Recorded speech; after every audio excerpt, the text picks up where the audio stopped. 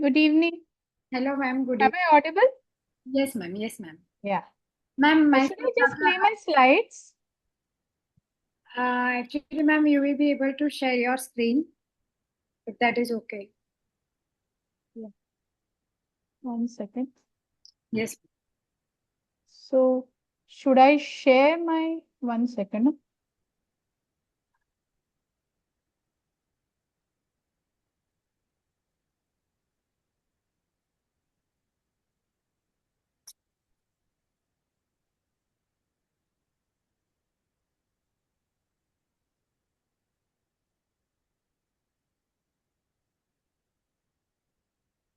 Is it showing? Yes, ma'am. You can put it on the slideshow, ma'am, so that it will cover the whole screen.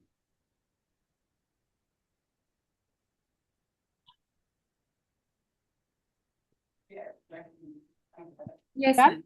Yes, perfect. Okay. Okay, yes, ma'am. So, ma'am, Should I stop share now? yes, I'll ma'am. just. I'll share my screen first, and afterwards, Yeah, I'll. yeah, I will do that. 1 second. 1 second.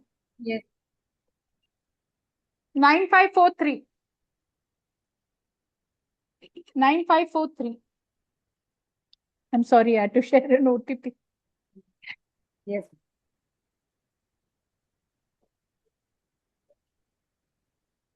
I'll just stop sharing.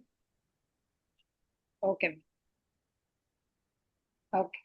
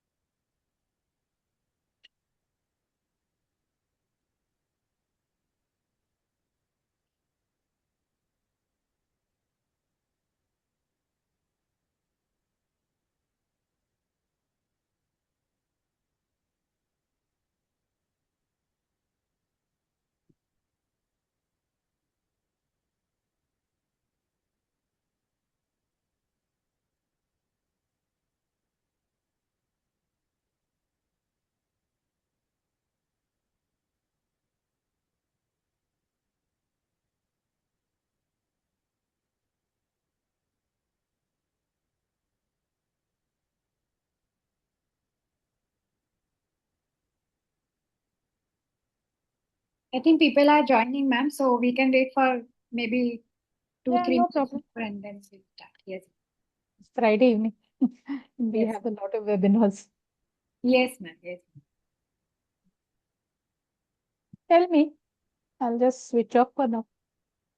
Yes, ma'am. Okay.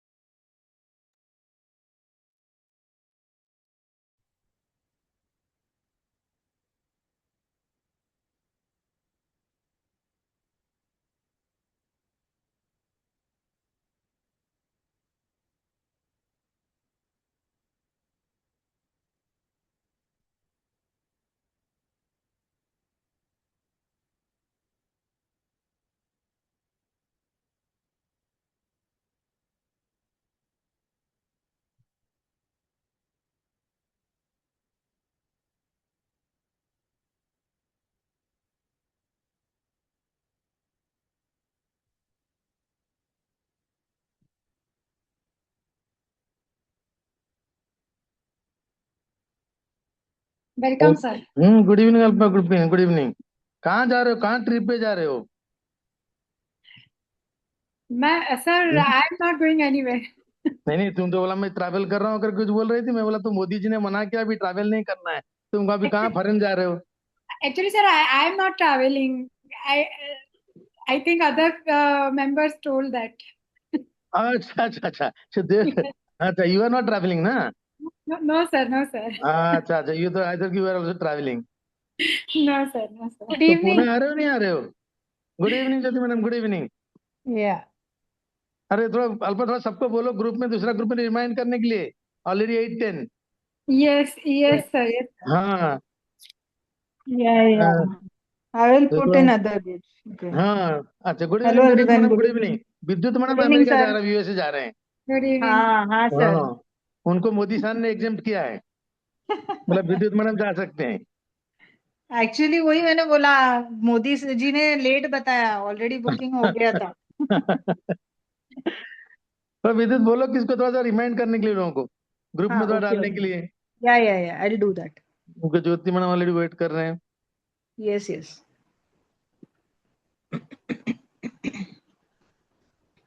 I think it's also holiday season, no? And there's been नहीं so many webinars. Yes. Hi, नहीं, ma'am. आज तो Karkar working day ma'am. में, आज तो ज्यादा कुछ Shubhangi ही नहीं। आज Karkar कौन सा, ma'am. Good today is evening. Friday. Good evening madam, good evening. Good evening to all the committee members. Good evening. I think we will be meeting next weekend also, right? हाँ, Offline. तो इसमें तो बहुत लोग विदेश जा रहे हैं ना अभी, तो विद्युत is going out of the country. Who's going? विद्युत, विद्युत अपना, Acha, Vidyut is विद्युत, traveling. Okay. हाँ Vidyut going. Alapi is not coming. Alapi, where are Gujarat you से तो बहुत कम from? लोग, I गुजरात mean, से तो you're I in think Gujarat. ना के बराबर कोई है, गुजरात से तो कोई आ ही नहीं रहा है। Ye- गुजरात से yeah, अभी दो चार लोग ही आएंगे सिर्फ। Ma'am, I am from Ahmedabad, Gujarat. Okay. Yes, You're in a medical college? yes, ma'am. At GCS Medical College, I am assistant professor, ma'am. Okay. Which is where Nilima is? No, ma'am. It is the another one. Acha. Nilima ma'am is at SVP Medical College. Okay. Yes.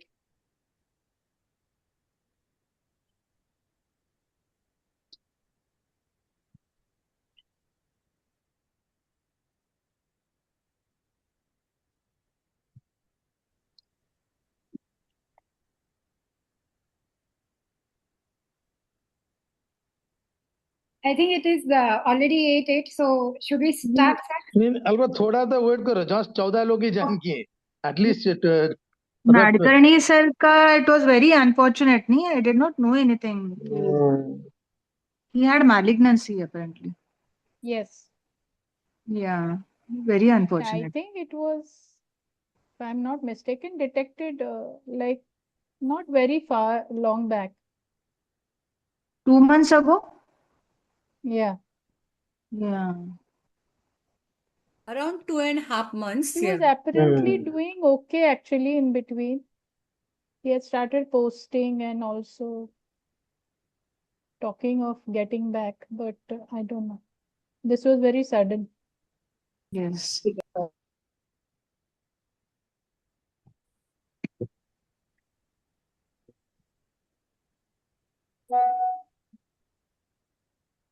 Good evening, Shubhangi ma'am. Good evening. How are you? All I'm good. I was not able to join in between. My course was going on. I just completed my course on therapeutic yoga consultant. But basically, it was more on the not just yoga, but it was more on the scriptures, Gita, Yoga Vashishta, Patanjali. So it was quite a You're heavy teaching or exam. you are attending like as a No, student? no, no. I gave it. My exam got over last Oh, okay, Saturday. okay. It Wow. is by Ayush. So this is a seventh level, and we have Okay. evening classes. You know, I was doing both medical lectures and of course attending. It's a Acha. good course, but quite heavy because you have to. Now I learned a whole mental health model of the yoga by Bhagavad Gita. and then what mind by Yoga Vashisht. It's a beautiful. I mean, I always like scriptures, but this is Who beautiful. is who is conducting that course, madam? Ayush, Okay, government of Ayush India. Ministry. Ayush. Okay, They have okay. some organization which are licensed to conduct this. Under the So Ayush Ministry. ministry, under Ayush ministry, Ministry. under ministry, Ayush ministry. So I have Okay, done okay, last okay. year level 6 and level 5 before, and this was the level 7, the last level. So, but reading was quite a lot because, as a medical, we have a different way of looking at the things. And this is a different apps, but it was challenge. I mean, you have to really recite the Gita shlokas, especially the one who speaks on mind and mental health, and it was nice, though. So it is available on their website. It is available on their website. Okay, okay. Yeah. So this fees and all to be paid. How long does it take? It started in last July, and it got over in. I just finished my exam 2 weeks ago. There is a theory and there is a practical exam. Theory is this year we had 140 marks MCQs, and they're very strict on that. And then there was a Viva also. So in Viva, they do ask you, you have to know all the asanas. There are classification of asanas, and then they will ask, for example, peptic ulcer, which asanas are contraindicated, which asanas should be given, and what is the effect. So the way we do pharmacology, so it is the same way, No, basically. but then you have to do the asanas also. Yes, you have to do, you have So to the develop. physical, I mean the exercise, I mean the yoga, you go to a place to do it. Yeah, see, for me, I have done in patches quite a few yogas. I was doing for last 10 years, and I have done pranayam with the Bihar School of Yoga, which is a topmost branch for the Ayush. And so pranayam was a very nice. I had done the whole course of a month, just learning pranayam. So that's the way. So it generally they give the model, basically of what pranayamas are indicated, etc. So it's a very nice thing. So I was quite busy because we had lectures in the evening. Okay. So it is all offline, physically conducted. Hello. So should we start? Okay, yes, ma'am. Yes, ma'am. I also It's think that now 8:13, or do we wait for 2 minutes? Dr. Ritambra is not joining us today, I think. yes, ma'am. No, she was. I'll give her a call. I tried calling her, ma'am. Is it like holidays? Colleges have holidays also, no?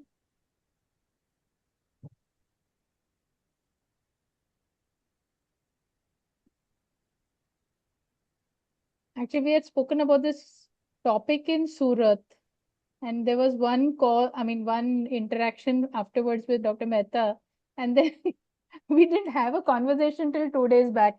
So I was not really sure. I think even that was there, that I was not sure that it was happening or was not happening, and I was a little confused.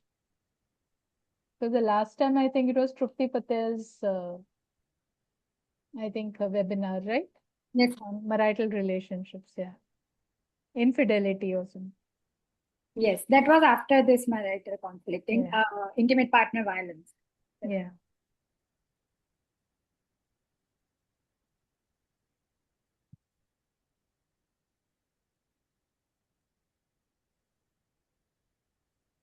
I think it is 8:15 already, ma'am. So Yeah, we can start, I think. yes. Okay. Maybe you can start. Okay, let others keep on joining. Yes. Yes, we can start. So very good evening, everybody.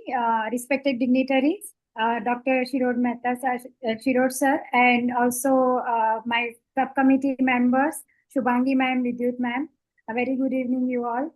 And the esteemed speaker, Dr. Jyoti Shetty, madam. I'm Dr. Alapi, and I'll be moderating today's webinar session, which is on a very interesting topic. So, I welcome on behalf of Indian Psychiatric Society West Zone Women's Mental Health Subcommittee. It gives me immense pleasure to welcome you all to today's webinar, which is on the topic perinatal loss.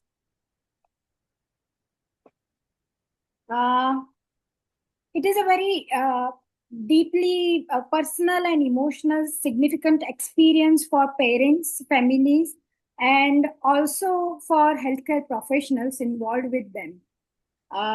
If I checked the statistics when I was going through this topic, and I saw that World Health Organization and UNICEF, they have given the data, and it says that globally nearly 2 million stillbirths occur every year. That is, actually, we are losing one child every 16 seconds. Also, 2 million more children, newborn, they die within their first year of life. India, having its large population, it contributes significantly in this burden. And that is why I think discussing this topic today is very relevant and very significant for all of us. Yet behind these statistics is the family, parents who are suffering from grief, guilt, uncertainty. So it is my privilege today to introduce you all to our respected, esteemed speaker, Dr. Jyoti Shetty, madam. She currently is professor and head of Department of Psychiatry at Bharati Vidyapeeth Medical College at Pune. Ma'am is holding various positions at national levels like IPS. She is the advisor of Child Subcommittee. Also in IAPP, she is the co-chairperson in Women's and Mental Health Subcommittee. Also, she is the vice president of Menopause Society of Pune. She has various publications on her name, and her special area of interest is child adolescent psychiatry, women's mental health, and forensic psychiatry. So I welcome you, ma'am. And also I would like to welcome Dr. Ritamra, madam, who is the chairperson of today's webinar. Good evening, ma'am. Good evening. Good evening. Welcome all. Please continue. So over to you. I'll stop sharing my screen. Okay. Thank you so much, Dr. Alapi. Dr. Mehta, thank you. I thank the IPS and Dr. Mishra, of course. I thank the IPS West Zone Branch Women's Mental Health Committee for inviting me for this talk today. I think it started with when we had met in Surat, Dr. Ritamra and me, and we were talking about which topics to cover, and perinatal loss, is something that I thought we don't usually cover. We, of course, look at postpartum disorders, perinatal psychiatric disorders, but we don't look at loss in such in terms of, actually addressing it as a specific topic. It just becomes one of the subtopics. So without any ado, I will just share my PPT. Is it seen? Is it clear? Yes, ma'am. Yes, ma'am. Yeah. You can put it on the slideshow. Yes. Yeah. Okay, ma'am. Perfect. Yeah. So actually, it was interesting for me to talk about this topic because we get a lot of referrals from obstetricians, basically for perinatal, depression and all, and even from infertility specialists especially. And when we go back to the history, there is history of loss, but I think what happens is it's never, and I think I will come to the sociocultural aspects of it, that it is never looked at as particularly important. I mean, we don't look at perinatal loss as something like how probably, obviously a child, an adolescent, or an adult, a child, dying, for example, the grief and bereavement that is addressed, while perinatal loss is somehow sort of, taken as by the way. And, like it's always sort of understood that there will be another time, especially if it is a young person who is a mother. So it is not addressed as such. And of course, we know that the ramifications obviously span not only the individual but also the family. So it is important. I will just have a couple of questions. I didn't do Mentimeter, but I thought like this is the first question. I mean, whoever is there can probably put their responses in the chat box. How is perinatal loss defined in most clinical settings? So what do we understand by perinatal loss? Is it a loss of pregnancy before 12 weeks of gestation? Is it a death of a fetus or a newborn occurring from 20 weeks of gestation up to 28 days after birth? Pregnancy loss regardless of gestational age? And loss of an infant within the first year of life? How do we sort of understand it? I will come back to the definition. So if you wish, you all can put your answers. We can obviously address it. Though I have to say that this is more like a question to understand, I mean, to address a understanding.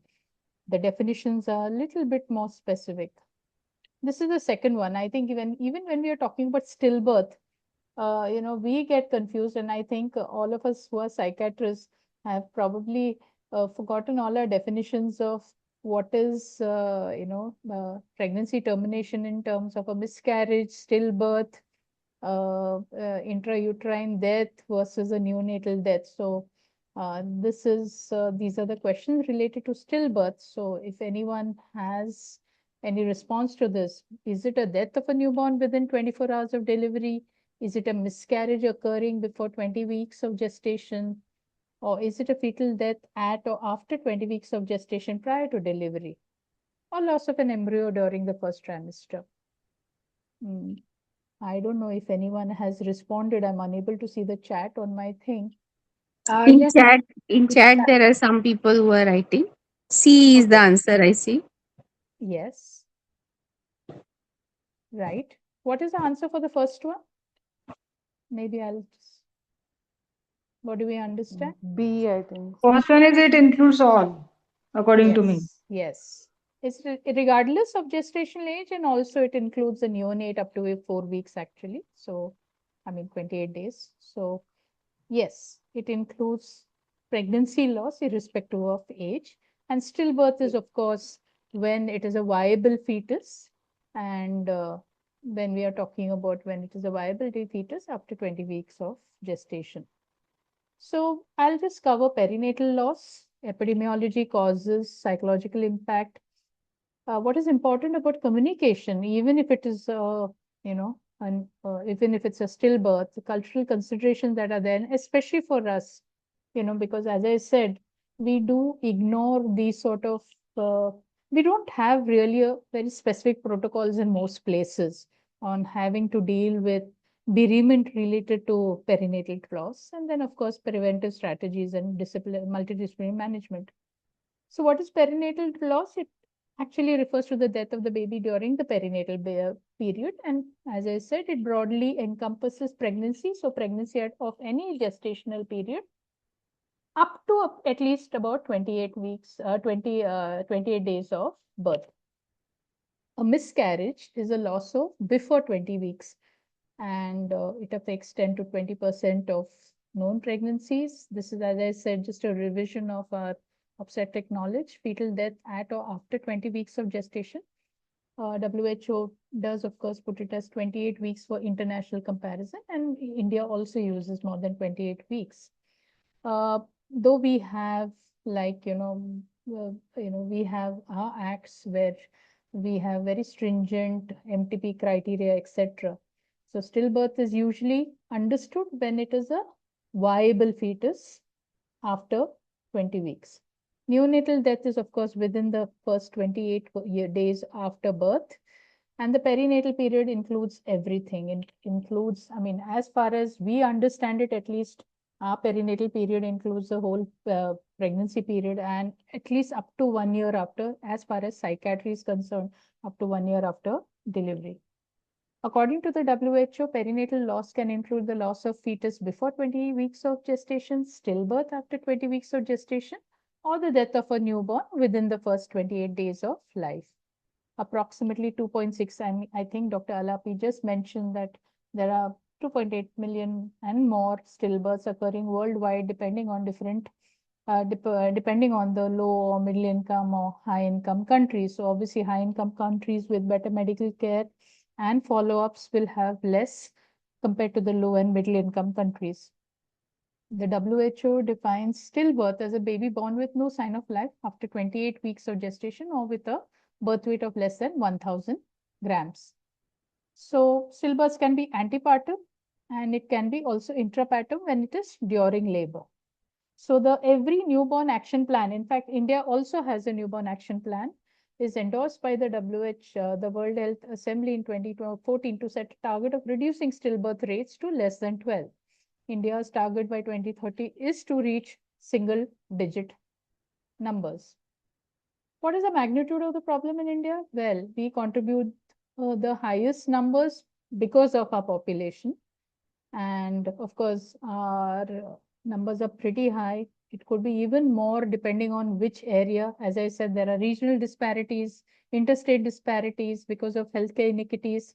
Rural is more than urban because of the lack of healthcare. And of course, preventable causes remain very significant in rural and underserved populations. So stillbirth against across the thing, Goa has the best parameters, Goa and Kerala compared to UP, MP, Rajasthan and Bihar. So when we look, we have achieved substantial reduction and we know I think all of us are familiar with PARC and I think in undergrad we used to have the infant and maternal mortality rate being an important number that we had to mug up just before the exams because it used to keep changing every year. So with every edition of PARC, in fact. So we have obviously achieved substantial reduction in stillbirth rates. But of course, there's scope for improvement. COVID-19, of course, affected maternal and perinatal healthcare access. And there was probably a dip in terms of, a lot of issues, including children's vaccination and maternal and perinatal healthcare. So Kerala, of course, has the lowest infant mortality rate, newborns also. So what are the major causes? We all are familiar, but just a revision of that. Maternal factors, usually anemia, preeclampsia, eclampsia, gestational diabetes, infections, especially the torch group of viruses, sepsis, malaria, obstructed or prolonged labor. Fetal factors could be congenital anomalies, which is a significant number at 5 to 10%, IUGR, placental insufficiencies, placental issues also, placenta previa, for example, chromosomal abnormalities, umbilical cord accidents. Of course, the healthcare system also contributes its share because of delayed referral. This could be because of the mother not being registered up to probably, maybe up to the second trimester, having delayed transport. The mother may come just when she's already gone into premature preterm labor. Shortage of skilled birth attendants, inadequate antenatal care, limited NICU facilities. So the first 28 days are crucial. So if you have a very low birth weight infant, obviously, if you don't have NICUs, then it'll be a problem. Low literacy and awareness. And socioeconomic, as we know, poverty, malnutrition, especially in low and middle income countries, child marriage, which is still an issue, though we keep reading about it.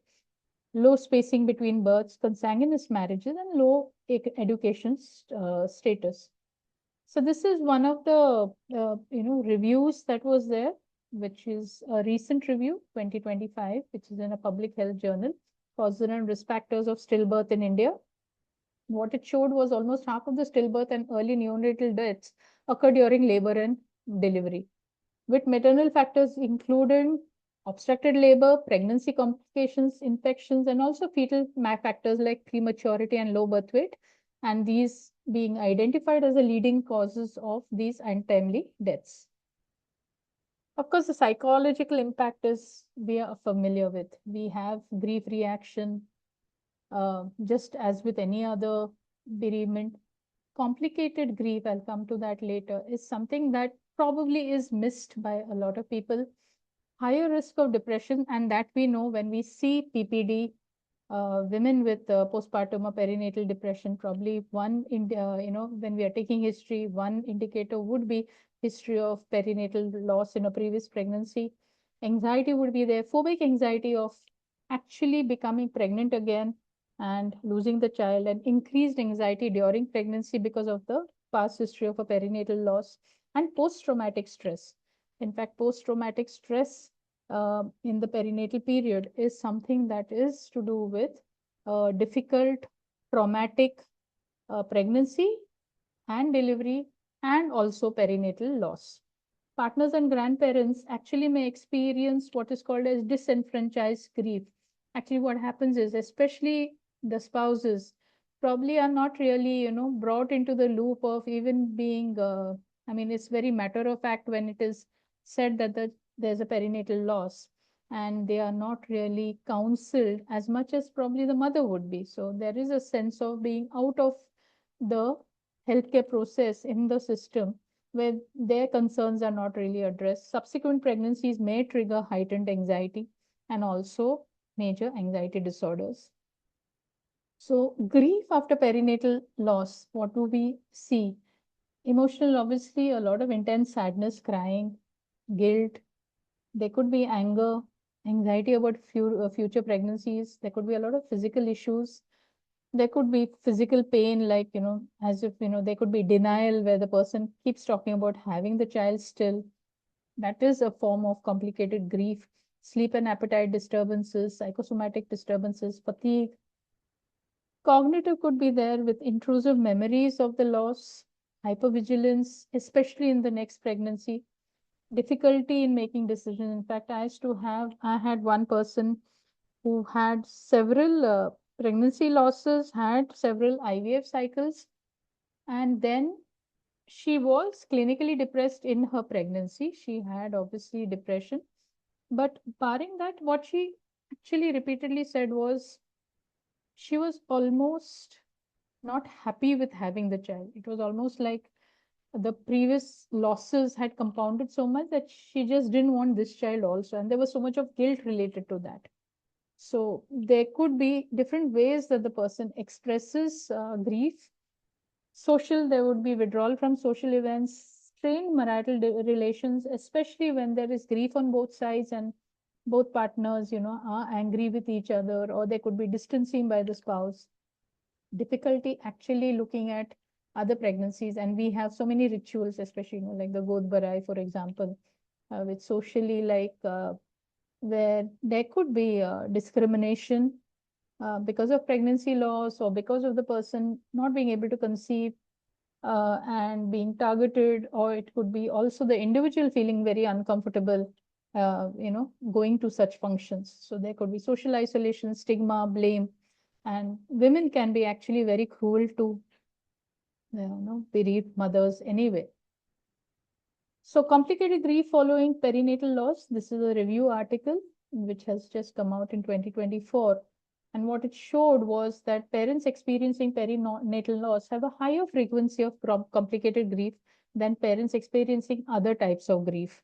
So perinatal loss, in fact, can be something where you could have complicated, prolonged grief, where probably you would end up, the patient could end up with syndromal depression much later in life, irrespective of pregnancy or delivered status.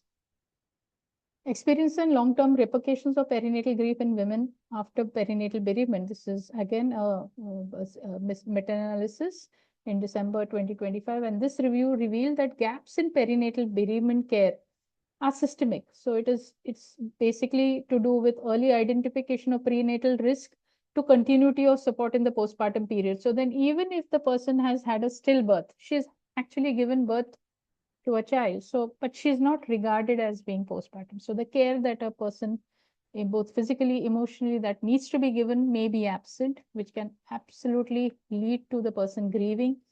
So, like a person who's obviously delivered a healthy life child will have so many rituals, there's so much of positivity. So, while a person who has been bereaved, unfortunately, has to cope with not only the bereavement and loss, but also having to give up all the anticipated rituals that could have been there, and where largely everyone just tries to ignore and sort of cover up that loss completely. Among the main issues identified are lack of a welcoming environment, as I said, for the emotional expression of parents, the scarcity of clear information. Usually it is like, okay, something has happened and the child died. Very insensitive communication from professionals who probably themselves are unprepared to deal with situations of loss. And so this is, this is the infogram from that article. And what it says is the quietest of births cause the loudest anguish. So while some bereaved mothers walk a solitary path, those with broader support networks are more empowered, but both experience an intense change to the self. So it's basically like, despite the support, there is always going to be that uh, one loss, which will always be something like a breach in the psyche. Paternal experience of perinatal loss. It was a scoping review, and as the authors found out that there's very little information. In fact, I think in this review, there were only some 12 studies that they got and they reviewed. So the spouse, the husband is obviously, the partner or the father is never really assessed for any experience, emotional or otherwise. Association between history of pregnancy loss and preterm birth. So what this study has found that 25% of women experience at least one pregnancy loss in their lifetime, and 2.5% women who desire or conceive experience recurrent pregnancy loss. So maternal mid-trimester anxiety mediates a relationship between the history of pregnancy loss and a preterm birth. So preterm birth, so then having a pregnancy loss in the past can cause a lot of anxiety. The anxiety can lead to a preterm birth in the current pregnancy also. So there's a, almost like a connection between the three aspects of pregnancy loss, anxiety, and preterm birth. So study suggests an association between the history of pregnancy loss, maternal anxiety, and preterm birth. And in the second trimester, the maternal anxiety can play a mediating role in this association. And it is important that we reduce the anxiety level. So counseling for the anxiety, even with medication if required, is important to continue the pregnancy to full term. We talk about healthcare workers, and I spoke about, we need to look at it as we only look at how psychiatrists, but psychiatrists are usually, unless a sensitive obstetrician is referring, we do see patients very late. Obstetricians themselves experience stillbirth and perinatal loss, and this was a systematic review and meta-synthesis by the American Journal of Obstetrics and Gynecology Global Reports of May 2025. And obstetricians frequently experience devastation, guilt, subsequent interactions. A large part of the communication being very brief and laconic could be because of this inability to deal with the loss. Especially extremely successful obstetricians and very well-known ones would probably feel extremely guilty about it. So that could be the personality, obviously also affects. Failure to implement procedures, training, or resources for stillbirth care provision beginning in medical school contributes to feeling of frustration and isolation in obstetricians. Not many talk about it.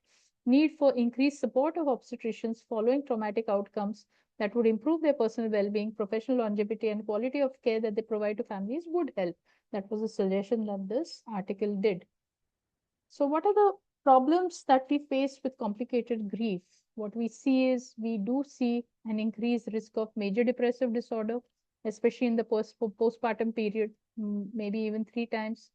25 to 30% of the bereaved mothers having stillbirth or neonatal death could have PTSD. And this is why you could say a traumatic pregnancy. It is a traumatic pregnancy. It could lead to PTSD. Anxiety disorders could be there. There could be a fear of subsequent pregnancies. And as I said, in my case, the case that I mentioned, that lady actually had not only a fear of the pregnancy initially, after she became pregnant with IVF, after the end cycle with IVF, then there was almost an ambivalence towards the baby also. So there's tocophobia and then ambivalence towards the baby. Prolonged grief disorder could be there. Complicated grief. Postpartum psychosis rare, but obviously, someone who is vulnerable, and suicidal risk also could go up. What are the unique challenges that we do have is one is a stigma. So mothers are usually blamed. There's a lot of guilt, shame. Fathers are rarely acknowledged as also grieving. There could be, some people, in fact, I think this is something that we do not have these rituals like probably, Western countries do have of naming the child and having some sort of ritual for the child. But we do not have those rituals. So perinatal loss ends up being an unnamed child going away and not even sort of probably remembered in any way. And the parents do feel this. So there is no rituals for that. There's no mourning space for it, formal mourning space. And that is why you may have more complicated grief. There could be joint family pressure, like after one is gone, like, okay, now you have to get another one. So everything is sort of pressure. The couple is pressured to have another one as quickly as possible to make up for the loss. So as I said, there could be cultural suppression. Of course, the gender preference, the biological sex preference that is there towards, and especially if it is a loss of a male child, there would be so much more grief, which would be complicating not only the maternal grief, but even the extended family's grief. And of course, religious coping can have its own problems. There could be fatalism, or there could be delays, which may delay the seeking care, or there could be a lot of anger, which is not addressed at all, leading to probably depressive disorders. So what do we do after an immediate perinatal loss? Obviously, like this is something that probably needs multidisciplinary listening, offering a private room space, encouraging holding, seeing the baby, offering a memento, using the baby's name, encouraging them to give one, involving the partner, the father equally, and allowing that time. Now, this may be something that is not feasible because we have such a rapid turnover of patients and then it becoming very expensive to stay indoor also. Maybe providing bereavement information, like what to look for, some sort of symptoms to look for and identify as red flags, so that can be, the person can be referred for counseling services. And avoiding saying, all these platitudes, at least you're young, you can try again. It is, fate, karma, whatever, be strong. I think dismissing the grief or minimizing the grief is obviously not on, and trying to rush all the discharge paperwork. And before the parents are ready, removing the baby. In fact, this I think is something that is done quite frequently. It's usually like, I have known from a relative's experience where uh, the mother was not even allowed to see. It was so fast. So it's almost like it didn't happen. And when in a second trimester there is perinatal loss after movements, and when it is a 26th week, I think it's a little difficult for the mother to grasp that it's not no longer there. So that is something that I think is done, should be avoided, but is done very frequently. And of course, not giving any sort of psychosocial support. This is something I think all critical care specialties use, this breaking bad news, the spikes protocol. This is something that can be employed because it is about breaking bad news of a death. Setting is basically like, the S stands for setting. The P is the perception, asking what they know, what they have been told. Invitation is I, which is asking if they want to know anything, and also giving them the option of coming back later for whatever knowledge they want. Emotions is obviously listening very empathetically, and then summarizing the whole thing and offering a future plan for them. and also providing written information if needed. So a bereavement care model can be done where you have emotional support and validation, physical recovery care for the mother, even if there's no live live baby at the end of that pregnancy, the mother would still need some sort of physical recovery. So that is something that needs to be looked at. Psychological screening for depression and PTSD, follow up. There is a perinatal grief questionnaire that can be used apart from the EPDS, follow up visits and future pregnancy planning, and referral to obviously, psychiatry and support groups that are there if needed. So what is the psychosocial care which requires to be done? The crucial ingredients would be fully informed of the baby's medical condition, encouraging contact with the baby, avoid sedating the mother. This is mainly to do with the obstetricians and neonatologists who have taken care of the child.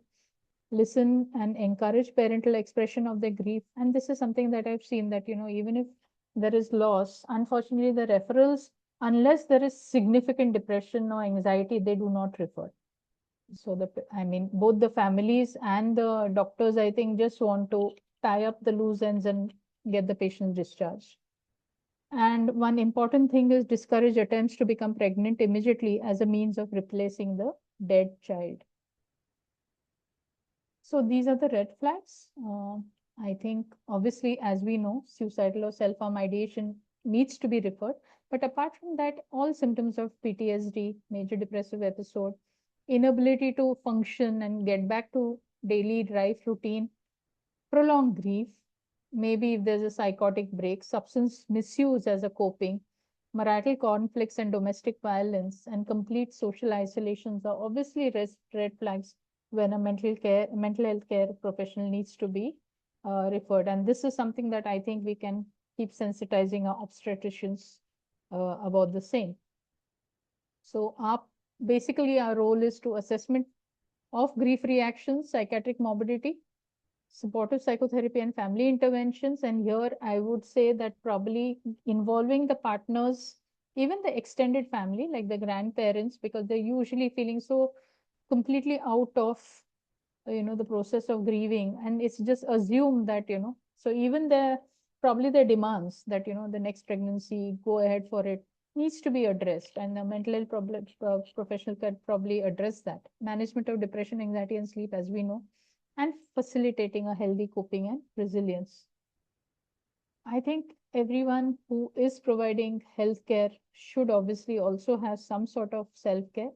We need to recognize it, have some sort of deep briefing sessions, and also have some personal strategies to do that. And this is especially so for the obstetricians who deal with these sort of situations at a first level. Prevention strategies, obviously having better management in perinatal care, whether it is physical, management of hypertension, diabetes, anemia, early registration, regular antenatal care, even psychiatric care, actually, antenatal psychiatric care in vulnerable individuals, improved fetal surveillance and referral systems, and improving the NICU and the obstetric emergency services. Stillbirth audits and quality improvement programs also help. So this is a study protocol which was actually has been developed for the Indian healthcare system to support parents of stillborn babies. It came out last year. So the hypothesis for the protocol is that it would be something that would be culturally relevant and sensitive, the stillbirth. So then have a locally developed package which is, tailored for our Indian belief systems, customs. So it could be anything like, addressing with rituals, prayers, grieving practices, different languages, because we have so many languages. So getting materials in different languages, aligning with the local health system. So then even if there's a, like a dai who's there, probably training the Indian health workers to address these sort of issues at the local level. And of course, package being supported by the ICMR to gain acceptance and endorsement from the Indian stakeholders. It was a proposed package protocol. We have a lot of national programs and policies in India.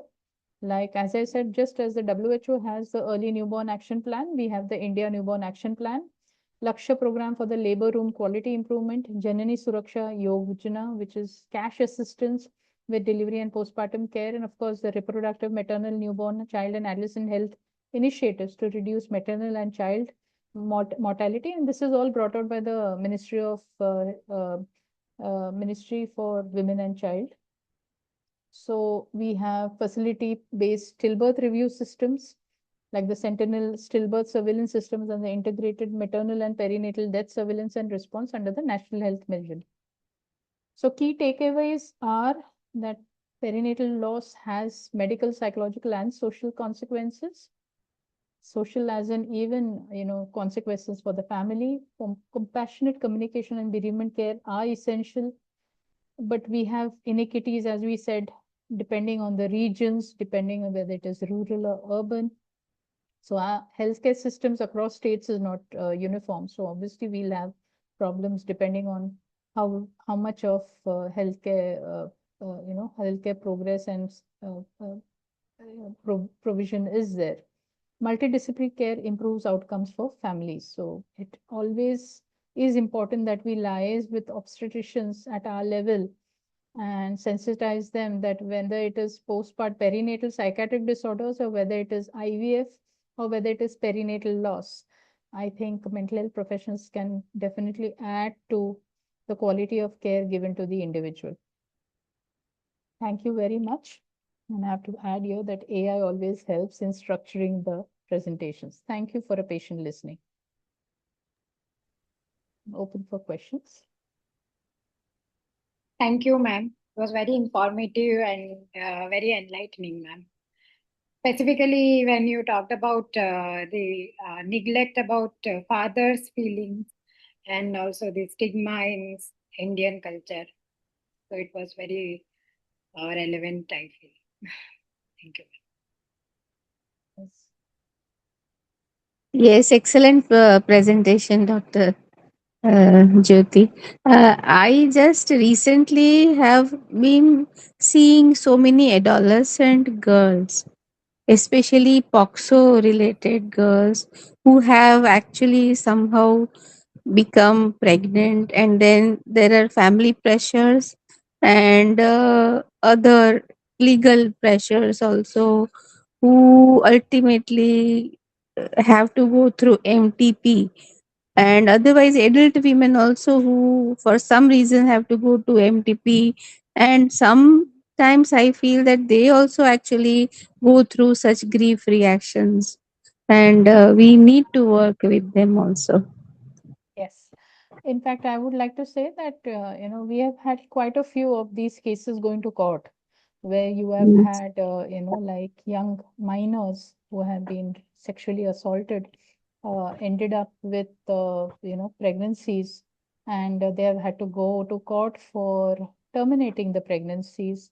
And I think a recent unfortunate episode was in Satara where there was a live birth, apparently, despite and also what happens is, from what I've understood while discussing with obstetricians, that we need to have protocols about for these cases also. When you're talking about court and approaching the court for such terminations, or even if it's a live fetus, it becomes a state responsibility to take care of the child, both the minor mother and probably take over the child's care also. So I think we don't have protocols at all. No one is sure what is to be done. And that causes a lot of grief for everyone involved, all the stakeholders. And I'm talking about doctors, obstetricians also, because they don't know where to go. And I think what happened in that case was that uh, the child continued till I think 26 weeks because the court back and forth took so long. Mm, So was discovered late, and then the whole process of getting anything done by the court also took so long. So I think yeah. obstetricians have been, sort of wishing that they have local medical boards. Any civil hospital can have a medical board where they make these decisions if a protocol is laid down. So even if it's a termination, it is done. And if it is not feasible, then whatever early induction of labor is there, and if it's a viable fetus, whatever care has to be done in the NICU should be taken over by the state, and that should be done, because then probably distress all around will also be less. As you rightly said, madam, that the minor girl will obviously have, you know, this is a traumatic period for so many reasons, and then Yeah. also doesn't say much for the future. Yeah, and Because one or two girls actually see, sometimes this is the age wherein they actually very willingly must have fallen in this relationship, and then they got pregnant somehow by just chance.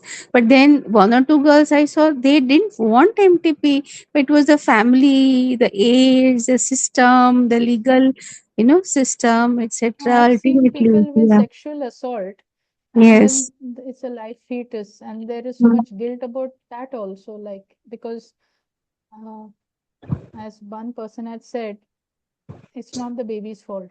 I mean, even the minor mother was so sensitive to that part, that the child is different from the assaulter. I mean, the the person who abused her. So Yeah. yeah, that needs to be handled. And we of course see them very late. I think so liaising with obstetricians and being part of the system would help, because we all become stakeholders. Yeah, listening to you, I feel that we are still very working at a very primitive level in the mental health. Though there are some super specialties or subspecialties, but each class or each field, like obstetrics or surgery, or everywhere there is a role of mental health professional, and we need to actually Yeah. work a In fact, lot what on I've those seen is that areas. Australia has a very nice protocolized almost for perinatal loss. They have, like, obviously the WHO advises that all Western countries should have, and they probably have it. But it's very nice in where there is a proper bereavement process which is encouraged, and there is a system which addresses it. I think for us, like, there are lots of reasons why we not everything can be done, but I think we can be sensitive to it, and at our level probably lies a little more with the people who we are in touch with. Like, we have a good liaison with our obstetric team for IVF and postpartum and perinatal. So it helps. But yeah, it could do. But as I said, like in a lot of areas, it's not feasible. I know.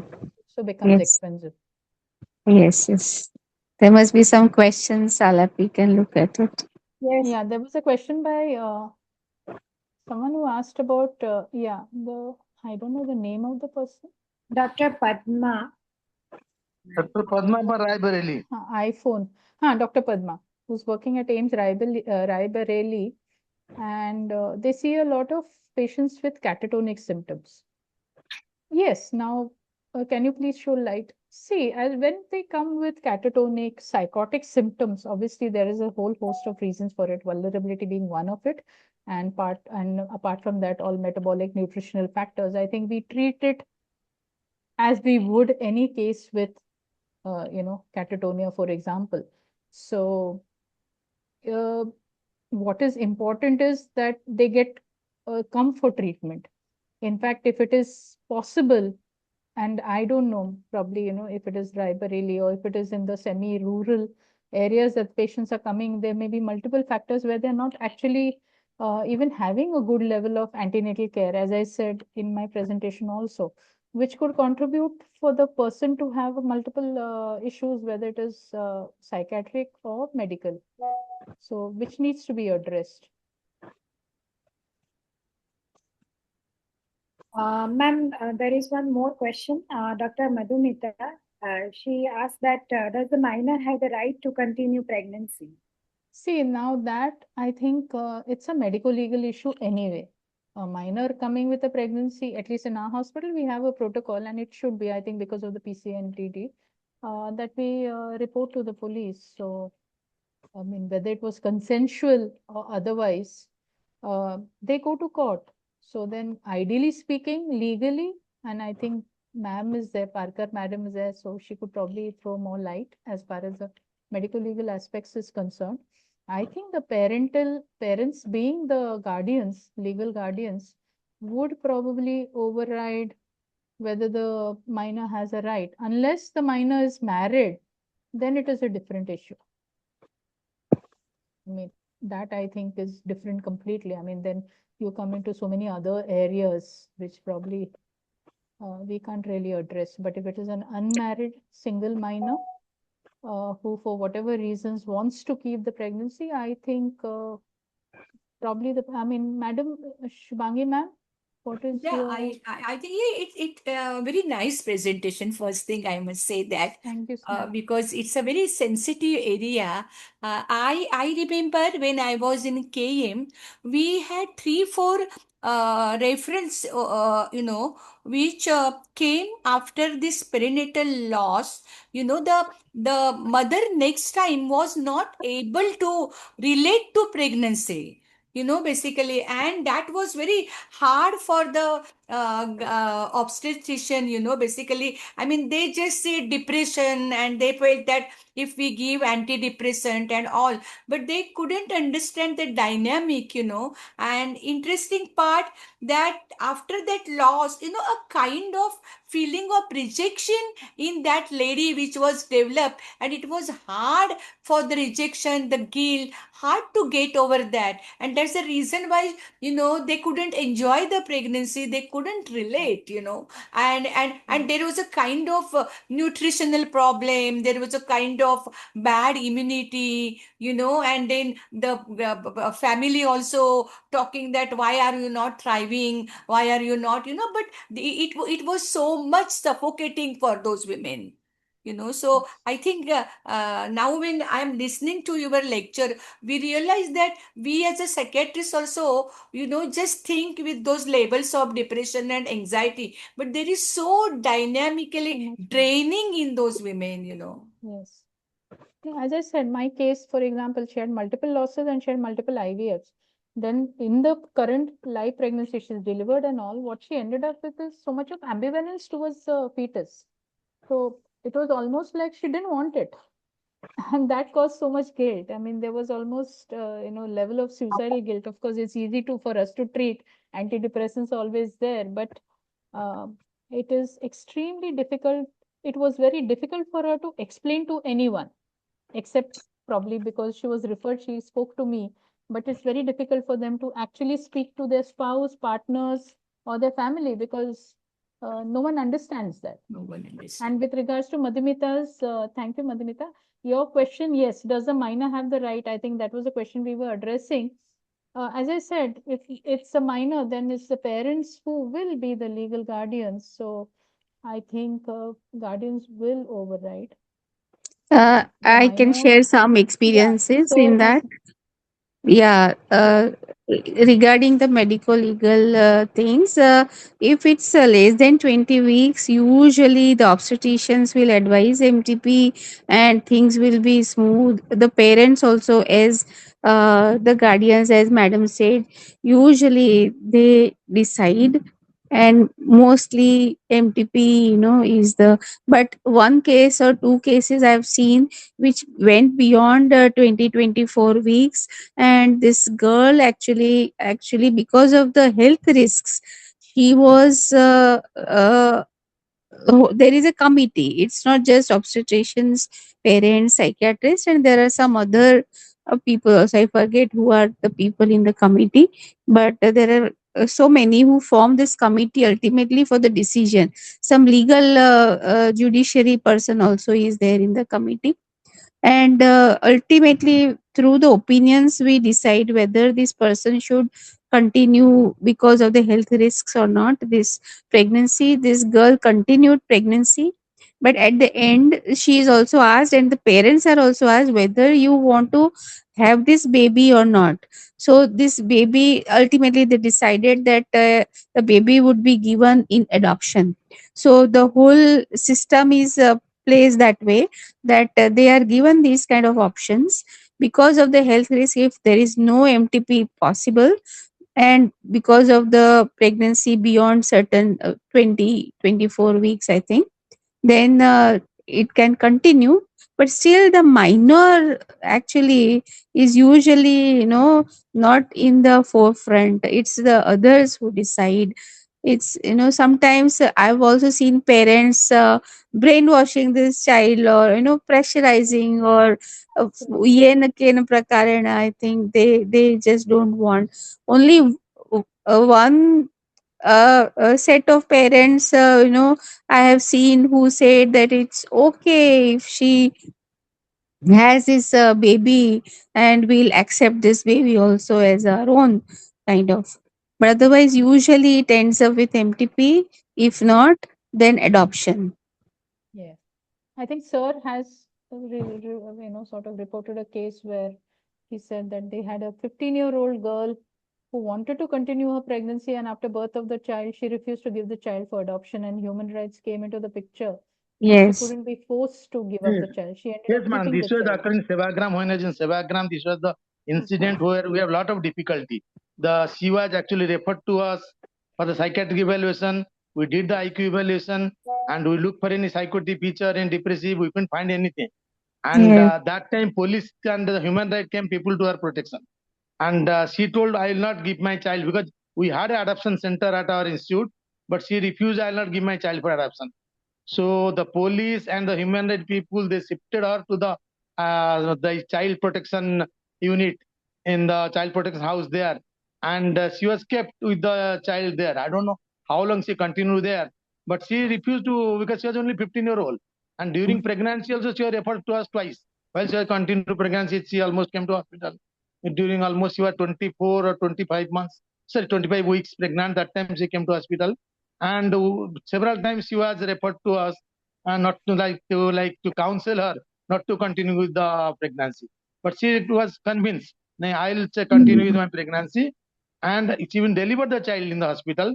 And that point also she was requested, you can give the child for the adoption, like all the, like both the parents and a relative also came up, but she was very vehemently denied, I'll not go for my child for adoption. And then the police came into picture, then the human right came, and they also accepted her view, and moved out to child protection unit, where she continued with her child. I know almost for 3 4 months, and after that I don't know what happened exactly.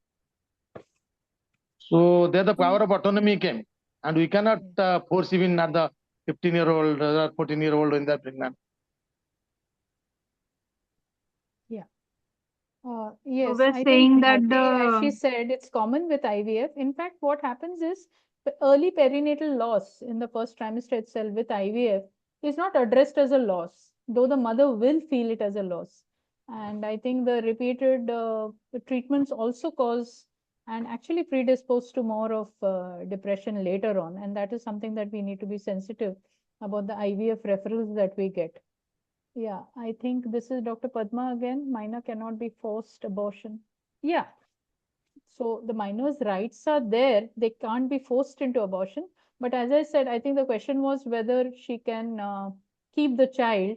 And as everyone discussed, the parents usually overrule that, and they almost, coerce her into giving up the child. So maybe on an individual case, we have to see uh, how it can be supported. But I think it's only individual cases which are like, whether they go to court or whether they get resolved in whichever way, it becomes at an individual level. We don't have as such a protocol for it.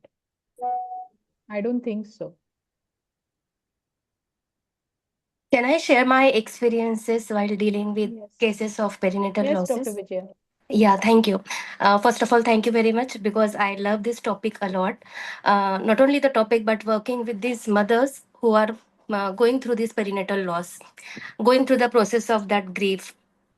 Because mainly, most of the time, they come up only with the psychiatric diagnosis like depression, anxiety, phobia, and it is, as you pointed out, it was never been कि origin कहाँ पर है actually इसका, and then when we go till that depth and then we understand the origin was into that perinatal loss.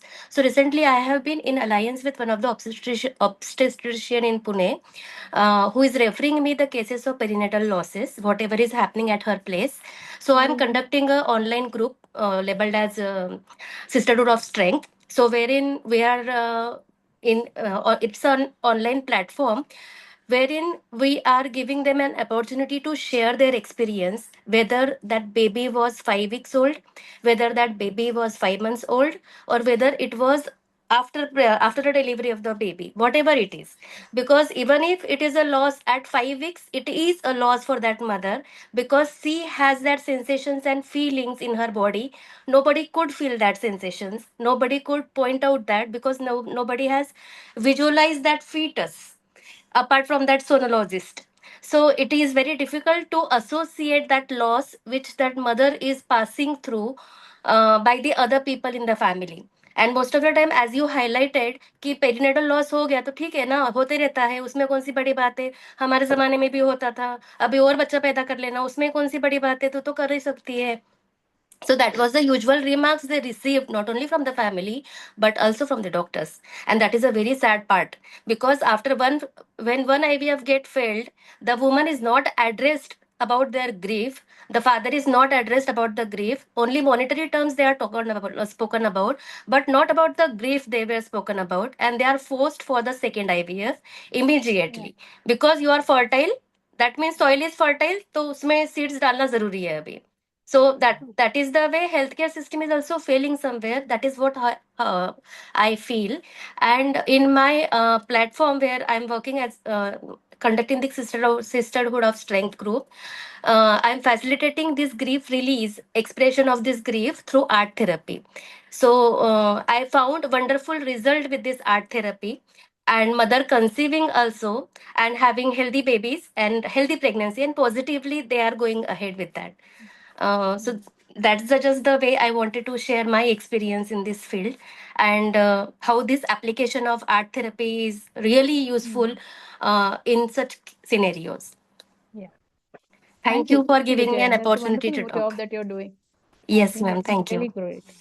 Thank you. Thank you. Yeah. I think there are no more questions. So we Thank you. Thank you so much for so much of active participation. I think it was wonderful to interact. No, it was actually really very, very interesting. And thank you, Dr. Shetty, for agreeing you. for No this problem. and taking it to another level. Uh, it was a very nice interacting session.